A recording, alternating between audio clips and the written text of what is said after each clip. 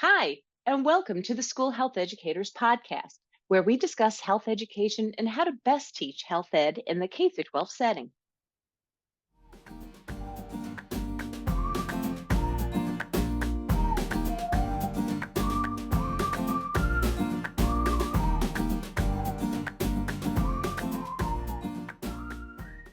Hi, and welcome to the School Health Educators Podcast. I'm your host, Lori Reichel. Today's episode, we're going to focus on something I believe a lot of us can relate to, and that is burnout, teacher burnout. To help me out, I invited a colleague, acquaintance, New York State AHPERD Fellow member, a health educator, passionate health educator, and their name is Henry Opperman.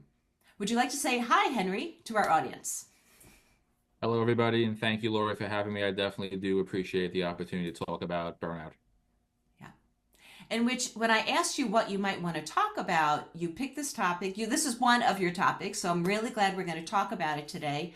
Before we jump into that, would you give us a little bit about your background? Who are you?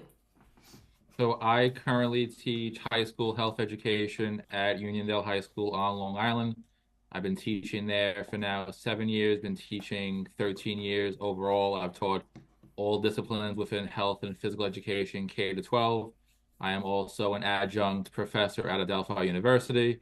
I'm also an active member of New York State AHPERD. I was their 2022 High School Health Education Teacher of the Year, as well as this past year's Joy Yay! of Effort Award recipients, and also on their executive council within exercise science and sports medicine. So I do a lot. I'm passionate not just about, the profession, but also, helping, new teachers, old teachers, to become the best possible educators they really can be.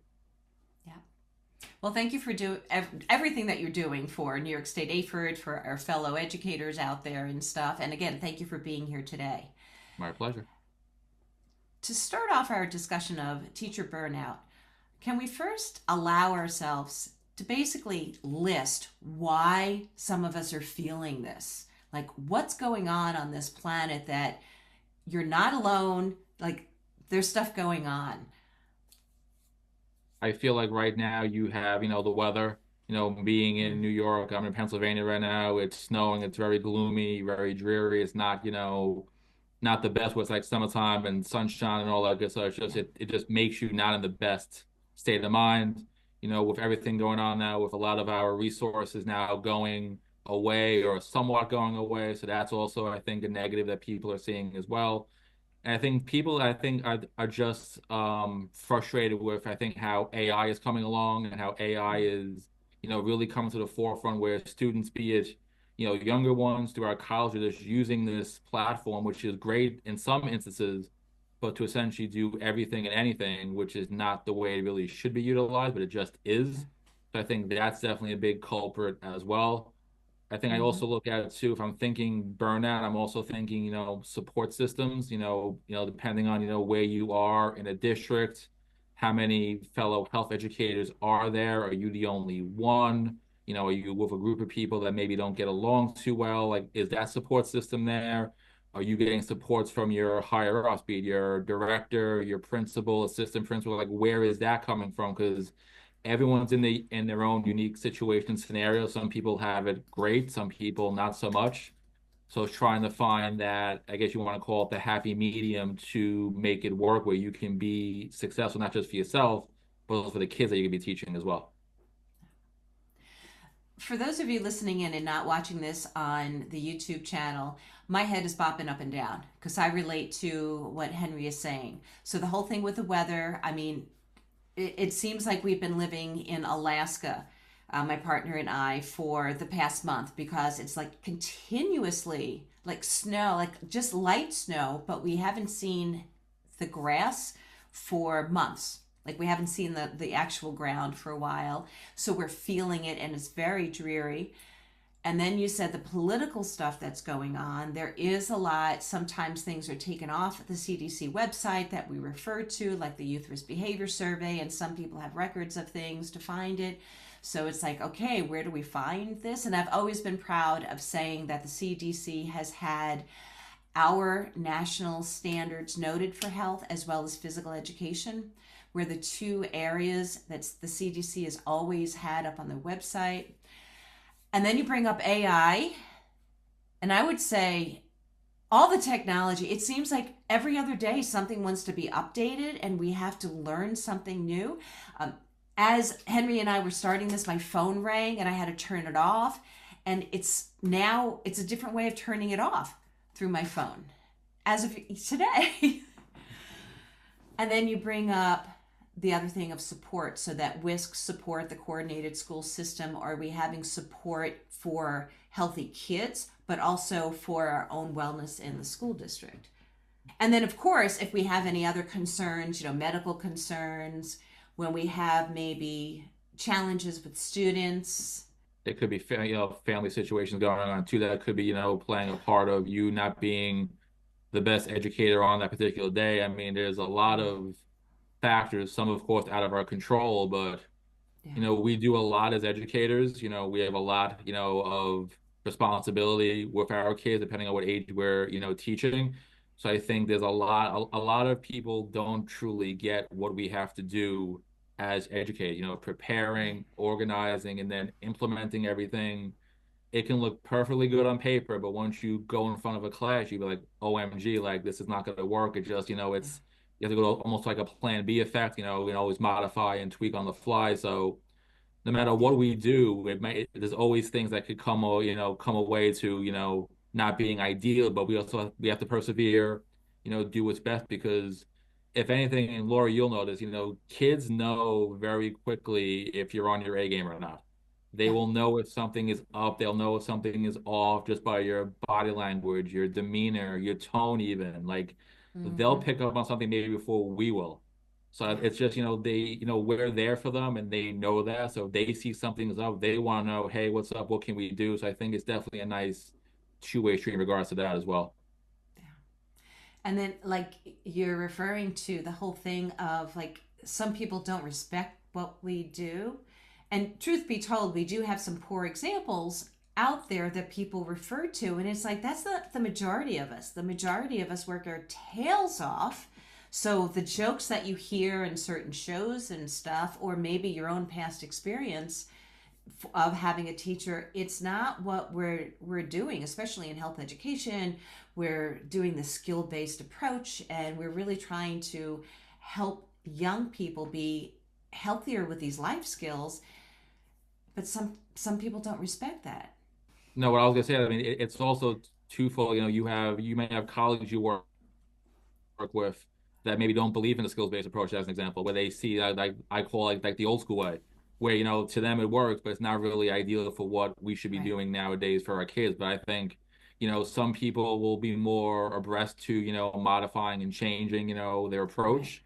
Some people are going to be stuck in their ways, and you can only do so much. I mean, it's a matter of, I think, like I said, kids know very, very quickly if you're there for them, if you have their best interests at heart. And that to me is the most important thing, no matter what. You can try to, I won't say change people and maybe modify their approach, but you can say until you're blue in the face, it can just go in one ear and out the other. So it's just, you focus what you have in front of you, you focus on the kids that you have in your classrooms or in your gymnasiums or both, and then you do what's best for them, and those results will be the most important thing no matter what. Yes, yes, yes, yes. So we're basically creating this list. This is what we've been doing for the past couple of minutes of what's been going on, why we might be feeling this teacher burnout, which I would think is one of the coping strategies in a way. We can say sometimes you just need to commiserate with someone. You just need to be like, ah. And I don't know if my partner's going to hear this in the other room, sometimes you're allowed to give a time limit to somebody if they're complaining too much. This, I actually have read, this is years ago in research, that if somebody needs to just spill out all these thoughts, you can put a timer on like 10-15 minutes and say, okay, now let's take a break, that kind of thing, or take a breath. So what other things would you say, Henry, teachers can do to counteract this burnout that they're feeling? I think the piggyback what you just said, I think setting boundaries, setting Mm. boundaries, professionally, setting boundaries even, personally. I mean, just having that in place, it may seem like a lot of work, but I think if you just structure yourself to do that, it can pay dividends, not just for you, but for everyone else that's around you as well. I think that's very, very important. So, have you read this book, Henry, The Courage to Be Disliked? I have not, I've heard of it, but I have not actually read it. Because it implies in here to actually, when people have different roles, like to have them be held accountable for those roles. And I think that happens when, like, what can happen in our lives is we're so passionate, especially somebody like yourself. Usually, New York State Teacher of the Year people are, they just, they're so passionate, they want to do so much for the field, which will then help our young people. And sometimes we can do this thing where, you and I might be on the same committee and there's this work to be done, and you might not be seeing me do something I should be doing, so you do it. Yet we have to sometimes go, nope, that was Lori's responsibility. And that's what I read in that book, The Courage to Be Disliked of, nope, wait, that's your responsibility.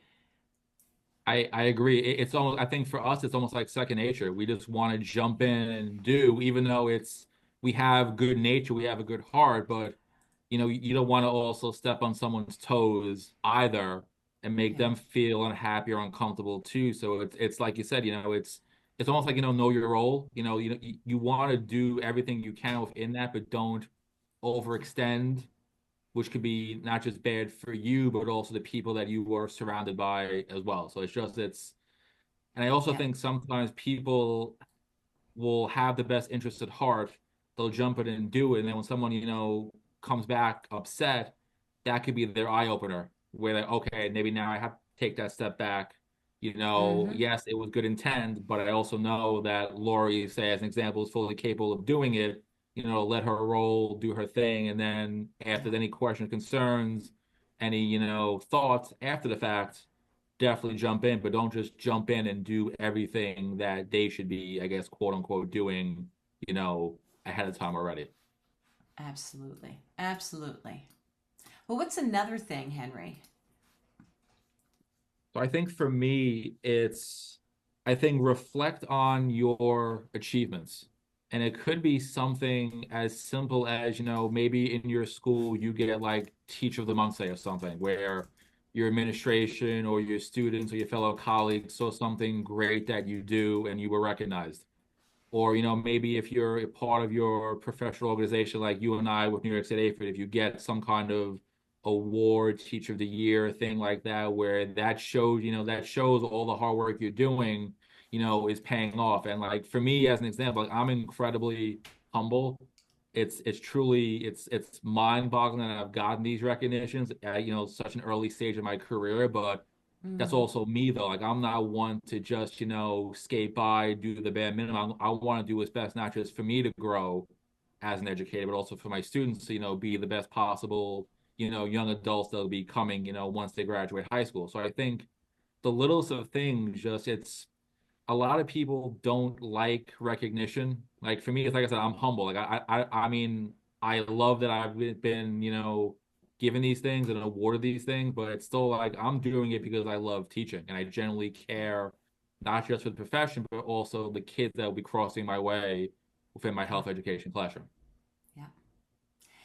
And you reminded me of the thank you cards that we get from students or from other people. So, yes, you're right with the awards, and even like for a principal to give a shout out or another administrator or something. You made me think of the box of thank you cards or just notes to me that I've gotten over the years. And I recently took some out, and they do put, like, I look at that as an achievement. Like, kids care, they see that we care, and then they put the time in to say, I really liked your class, or this is what I learned. I'm sure you have like a whole bunch. I'm sure you have. I do, and it's something you never expect to receive either. Yeah. Like it's a great thing when either a student will tell you in person if they write it down, or if say you get something from a parent or a guardian, expressing their gratitude for what you've done for their child. I think Mm-hmm. it just shows, who you are as a person, because Yeah. it can be very easy just, to go in to teach, do the literal bare minimum, come in, leave, not give Mm-hmm. a crap, you could say, about the kids or the profession, and Yeah. just do it. Where there are other people, like say you and I and plenty of other people that I know and too, that are awesome at what they do. They genuinely care for what they do, and you can see Mm-hmm. it not just, with how they are with their students, but also how they carry themselves, outside the classroom. If you see them, within, say, professional development, a conference opportunity, maybe they're presenting and you get to see them firsthand, like that way, like it's Mm-hmm. awesome. It's one thing to see someone, say, on Twitter, and then you get to meet them in person. Like, like I'll Yeah. give an example, like, like Andy Milne, say, met him a couple of years ago, at Shape. Now I can call him a friend of mine, Jess Matheson, Melissa Quigley, like Mm-hmm. awesome people that I first, heard about on X/Twitter, got to meet them, talk about, our passion. Now I can call them friends. I think it's an awesome thing that we have and have the ability to tap into, because there are so many great people out there that Yeah. maybe haven't scratched the surface yet. Once Mm-hmm. maybe you get them to that point, if you get them to be involved in their state organization, maybe get them to present with a colleague or two if they're too shy to do it on their own. Like Mm-hmm. that's how I got my feet wet. I presented initially, with a group of people. So when I was younger, I thought you would never catch me dead, talking in front of people. Now I can literally do it, with my eyes closed. Like Mm-hmm. it's comfortable to me. I just roll with it. It doesn't phase me, because I want to be able to give back and do what's best. And I think that's just what's there, and it's a great opportunity for people to, you know, maybe not necessarily like scratch the itch, but maybe scratch the itch on, how can I improve? What can I maybe do to modify daily teaching, a unit, a particular skill? And the sky really is the limit. You can really do whatever you truly set your heart to. So, in addition to reflecting on your achievements, you can, what I'm hearing you say, I believe, is also look for how you can continue to grow, because that in itself is an achievement. So, continue to grow. And that, because you brought up some others in our field, and that also connects with get support. So, it That was can that be, was my that was my next step. It was, seeking that support. It all goes literally hand in hand together. And it's, like when I think of when I first started teaching health, the one person that got me introduced to skills-based health, you and I both know, is Jen Mead. Like she's the one that mm-hmm, got my feet wet with it. And she's the one that allowed me to grow and evolve as an educator, a health mm-hmm, educator, because I see the importance of it. And I remember when I first came out, I was aware but not aware. Like my first year of teaching, I really didn't follow that approach, and it mm-hmm, worked. Don't get me wrong, but now in hindsight, I'm thinking like, what the heck was I doing? Because now yeah, you get to see it and perceive it for a totally different lens. So just mm-hmm, having, those people like her as an example, it shows you that, and that Jen is willing to help and assist in any way that she can, and yeah, that too. Like mm-hmm, it's great when you have people that are willing to, like bend over backwards and help and guide you. Where some people I know, they just worry about themselves, mm-hmm, unfortunately, and they don't really care about, others, their colleagues, to help them to grow and evolve as an educator. But for others, like you, me, Jen, like it's mm-hmm, we want to do what's best. We see the importance of it and yeah, how it can be a true benefit for everyone that, comes in front of us. mm-hmm, yeah. So, in addition to seeking the support from other health educators, uh, before we were recording, I believe you had said something about seeking support, like professional support if needed. Yes. Would you mind expanding on that a little bit? I think when I think of professional support, I think of, speaking to your director in your school, depending on how big your school is. Like one of my first job when I was teaching high school health in Washington Heights, I was the only health educator. So I was the only one. I didn't have, Yep. other people to, tap on, other colleagues. The silver lining for that was the principal that hired me was a former health and phys ed teacher. So he understood everything. So he knew what I wanted to do, and he gave me the latitude and the flexibility to just roll with it. Being this was my first full-time job, he just gave me the chance. His name was Chris Barfield, awesome guy. And I think for him to give me that opportunity, because he saw something in me. He gave me the Mm-hmm. opportunity to teach, and I rolled with it. And there were things that I knew I tried, and he knew they weren't going to work, but he wanted Yeah. me to try it for myself and see. And I saw, which is, as educators, things aren't always going to go, as Yeah. peachy keen as they probably can be. And also, like, he would also jump in because he missed teaching.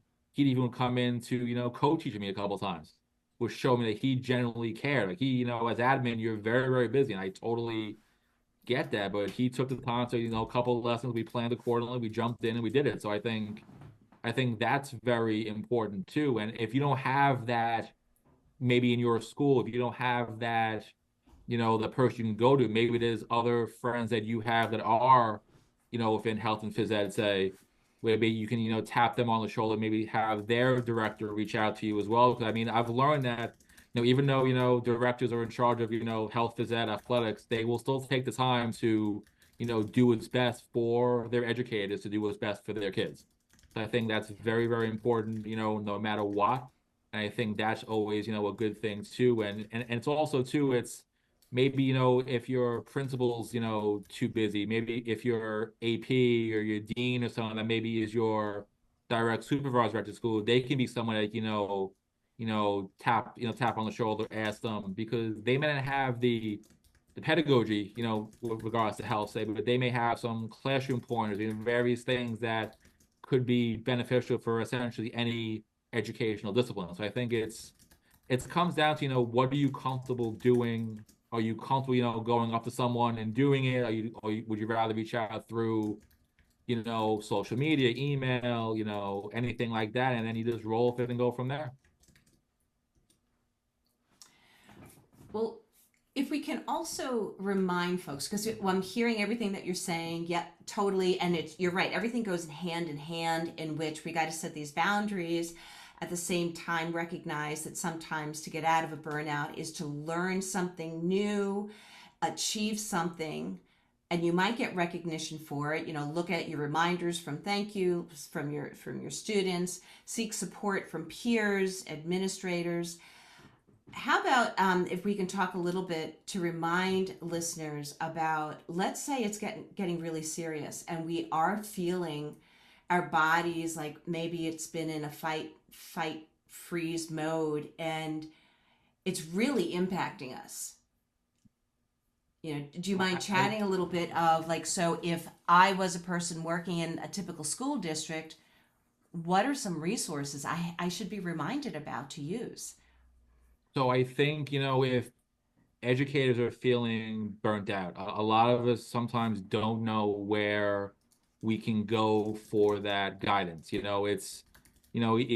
teach at a high school, so we have our social workers, we have our psychologists, we have our guidance counselors. So we can definitely go and talk to them. Like, I've got some great relationships with them, so I can always go to them for any concerns, not just with, students of course, but also, myself too, because a lot of times, we don't always remember to take a step back for ourselves and to worry about us, because like I always tell my kids, like, they're the most important person, but also, you gotta remember us, like, as the educators, we're also very important too. So it's, if we're not at our A game, then everything else is going to suffer as a result. So I think if you can find someone to talk to in school, if you want to go to counseling, say as an example, that, a lot of times teachers are a little shy. I don't think they need to talk to someone that's a Yeah. truly neutral, I guess you can say, third party.